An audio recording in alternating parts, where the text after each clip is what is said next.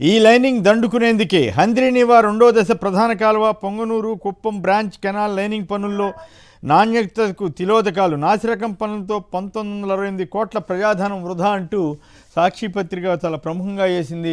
మురళీ గారు చెప్పండి, ఈ హంద్రీనివా లైనింగ్ పనులు వీటి మీద మీలాంటి వాళ్ళు జనరల్గా అబ్జర్వ్ చేస్తుంటారు కదా, ఈ లైనింగ్ పనుల మీదే అసలు లైనింగే చేయొద్దని అనంతపురం జిల్లాలో కొన్ని చోట్ల గొడవలు అవుతూ ఉన్నాయి, వద్దని అయినప్పుడు కూడా చేస్తున్నారు. దీంట్లో కూడా నాసిరకం పనులని ఫోటో సహా వేశారు. మీకేమనిపిస్తోంది, ఇదంతా ప్రజాధనం ఈ రకంగా వృధా చేయడాన్ని మీరు ఎట్లా పరిశీలిస్తారు? సార్, నేను కూడా చూశాను దానికి సంబంధించింది.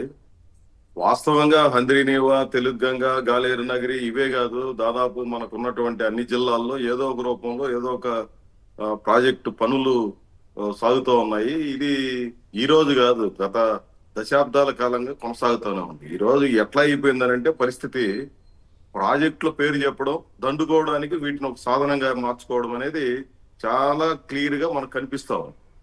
ముఖ్యంగా తెలుగుదేశం పార్టీ అధికారంలోకి వచ్చిన తర్వాత విద్యుత్ రంగంలోనూ అదే మాదిరి ఈ ప్రాజెక్టుల పేరుతోనూ ఇంకా ఇంకొన్ని రంగాల్లో ఇసుక అంటామా, లిక్కర్ అంటామా, ఇట్లాంటి వాటన్నిటిలో కూడా విచ్చలవిడిగా దోపిడీ చేయడం అనేది ఒక సాధనంగా మార్చుకొని చేస్తా ఉంది. బనకచర్ల కూడా దానికి ఏం మినహాయింపు ఏం లేదు. ఆయన గేమ్ చేంజర్ అని చెప్పి పదే పదే మాట్లాడుతున్నాడు బనకచర్ల గురించి. బనకచర్లలో నీళ్లు అమ్ముకోవడం అనే కొత్త విధానాన్ని తీసుకొని వస్తున్నారు. ఇట్లాంటివి ఏ రకంగా చూసినా డబ్బులు సంపాదన తప్ప, దాంట్లో కొల్లగట్టడం తప్ప వీళ్ళకి ఏ రకమైనటువంటి నిజాయితీ లేదు. నిజంగా వెనుకబడినటువంటి ప్రాంతాలు, నీటి అవసరాలు ఉన్నటువంటి ప్రాంతాలకి నీళ్లు ఇవ్వాలన్నటువంటి తాపత్రయం కానీ, లేదంటే దానికి అవసరమైనటువంటి ఇవి తోడ్పాటును అందించాలన్నటువంటి ప్రయత్నం కంటే కూడా వీటిని అడ్డం పెట్టుకొని చేస్తున్నటువంటి డబ్బులు సంపాదించాలన్నటువంటి తాపత్రయం విపరీతంగా మనకు కనిపిస్తుంది. దాంట్లో క్లియర్ కనిపించేది ఏమంటే హంద్రీనివాకు సంబంధించిన దాంట్లో అక్కడ ఉన్నటువంటి కాంట్రాక్టర్లు వీళ్ళంతా కూడా చంద్రబాబు నాయుడు గారు, లేదంటే తెలుగుదేశం పార్టీ అనుయాయులుగా ఉన్నటువంటి వాళ్ళు, లేదా వాళ్ళకు ముఖ్యమైనటువంటి వాళ్ళుగా ఉన్నటువంటి వాళ్ళకి ఈ టెండర్లు కానీ లేదా కాంట్రాక్టులన్నీ కట్టబెట్టారు. వాటన్నిటి నుంచి డబ్బులు సంపాదన అనేది ఒక నిత్య కార్యక్రమంగా మారిపోయింది.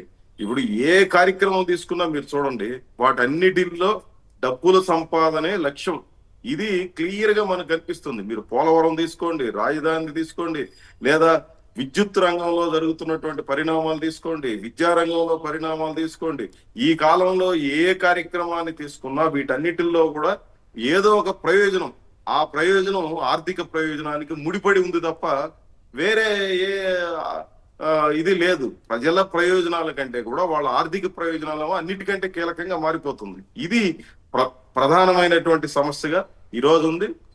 ఈ ఏడాది కాలంలో చంద్రబాబు నాయుడు గారి పరిపాలన చూస్తే, ఆయన ఎన్నికలకు ముందు చెప్పిన దానికి, ఎన్నికల తర్వాత అనుసరిస్తున్నటువంటి పద్ధతులకి క్లియర్ గా మనకు కనిపించేది ఏమంటే మొత్తం దందా కార్యక్రమాలు విపరీతంగా జరుగుతున్నాయి. ఏమాత్రం సందేహం లేదు. ఈయన ఒక రకమైనటువంటి పద్ధతుల్లో రాష్ట్ర స్థాయిలో చేస్తే, ఈయన కింద ఉన్నటువంటి వాళ్ళు ఎమ్మెల్యేల దగ్గర నుంచి, ఎంపీల దగ్గర నుంచి, మంత్రుల దగ్గర నుంచి ఇంకొక రకమైనటువంటి పద్ధతిలో వీళ్ళందరూ చేయాలి.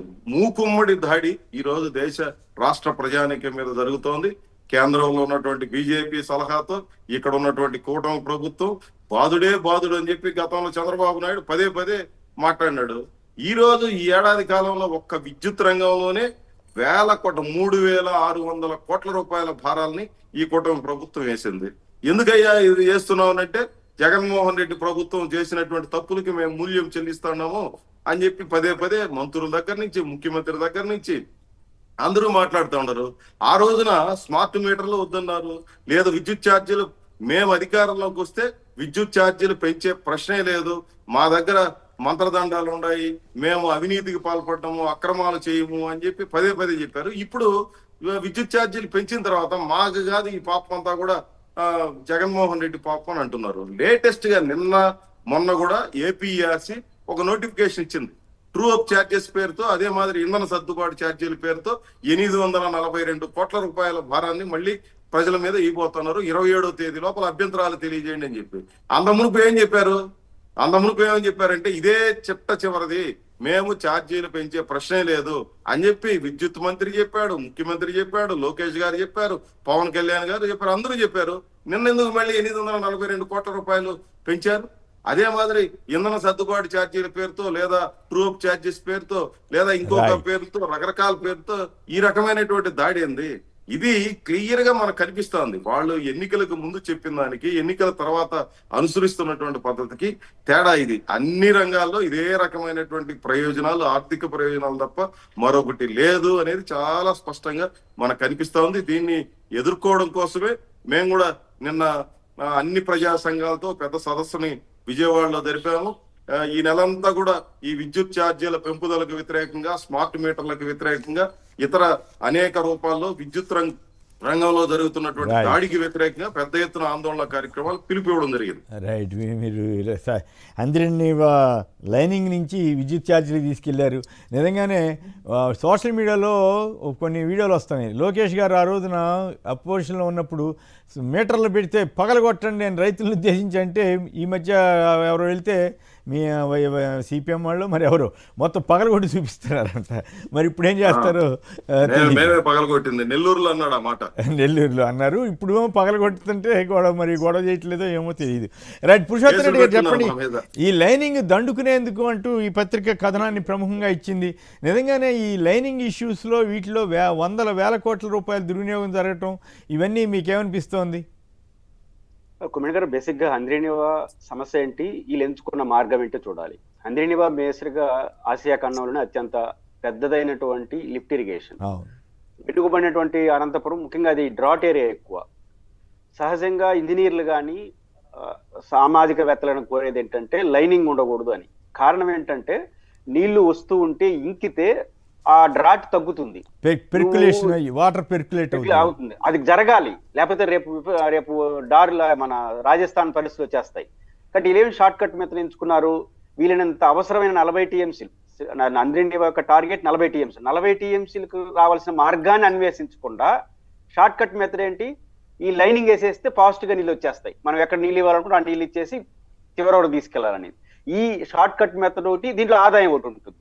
ఇది లైనింగ్ ఎక్కువ ఖర్చు అవుతుంది కాబట్టి కొట్టేయడం, కాబట్టి ఆదాయం.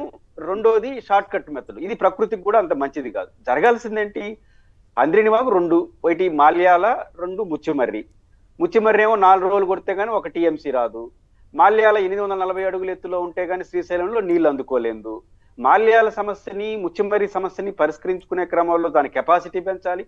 జగన్మోహన్ రెడ్డి గారు ప్రస్తావించినట్టుగా రాయలసీమ ఎత్తిపోతల పథకం లాంటివి తీసుకురావాలి. సిద్ధేశ్వరం లాంటి ప్రాజెక్ట్ ని కానీ క్లీన్ చేసుకుంటే గ్రావిటీ ఫోర్స్ తో మనం తీసుకోవడానికి స్కోప్ ఉన్న దాన్ని వదిలేసి అసలు సమస్యను పరిష్కరించకుండా షార్ట్ కట్ మెథడ్ ఎంచుకోవడం కరెక్ట్ కాదు. కాబట్టి 40 టీఎంసీలు తీసుకోవడానికి వెసులుబాటు లేదు కాబట్టి దానికోసం ప్రయత్నం చేయకుండా షార్ట్ కట్ మెథడ్ లో వీలైనంత ఎక్కువగా ఫాస్ట్ గా, అంటే 40 గతంలో చెప్పారు కదా, మనం నీళ్ళు ఇచ్చేది ఏం లేదు పొలాలకి, లిఫ్ట్ లేకపోతే ఈ డ్రింకింగ్ వాటర్ చెరువులు నింపే వరకు పరిమితం అవుతున్నాం కాబట్టి లైనింగ్ వేసేసి ఫాస్ట్ గా నీళ్ళు తీసుకెళ్లిపోతే నిర్దేశిత చెరువులకి ఇచ్చేయడం.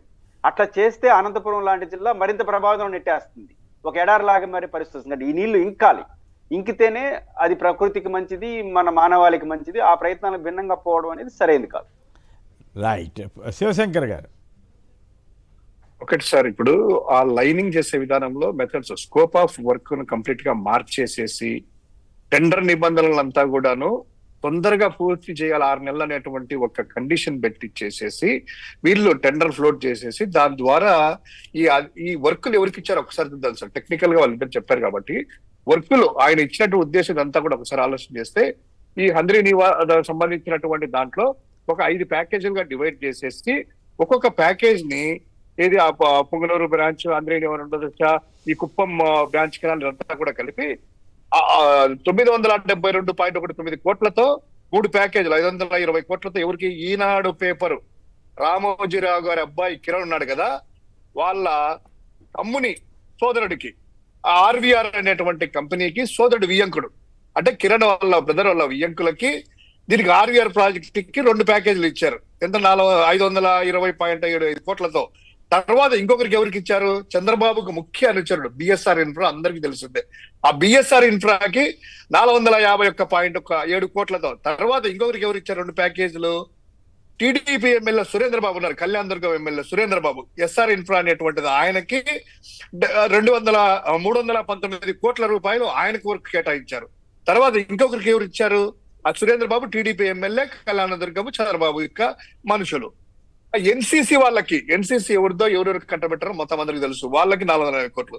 ఇక వీళ్ళకి మన సీఎం రమేష్ ఎవరి బినామీ ఏంటి మొత్తం తెలుసు. ఆ సీఎం రమేష్ రిత్విక్ కంపెనీకి అనేటువంటిది ఒక ప్యాకేజ్ నేను ఇచ్చారు.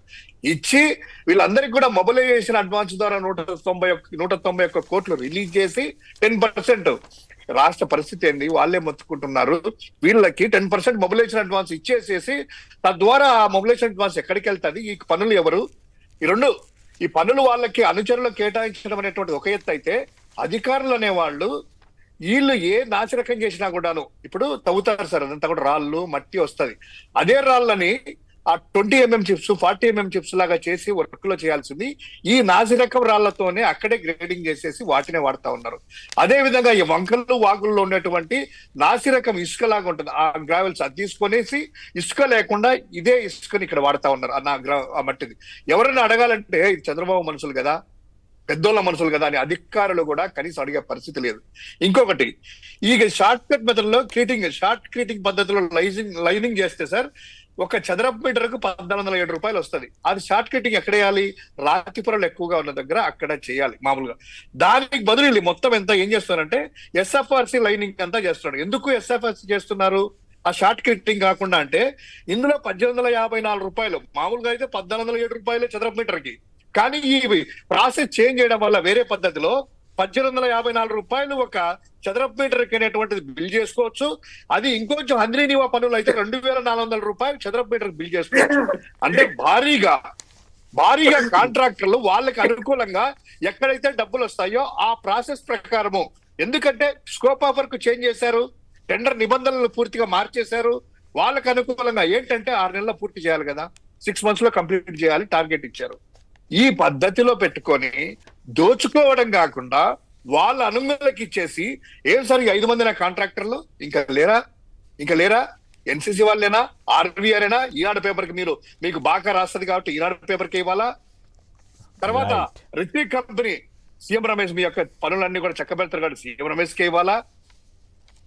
ఎన్సీసీ రాజధాని పనుల్లో ఎక్కడ తీసుకున్న ఎన్సీసీ వాళ్ళేనా? దీన్ని బట్టి అర్థం చేసుకోవచ్చు కిడ్ ప్రోకో అనేటువంటిది చంద్రబాబు వాళ్ళ కుమారులు అనుసరించే విధానం కిడ్ ప్రోకో ద్వారా ఇదంతా నడుస్తా ఉంది. రైట్.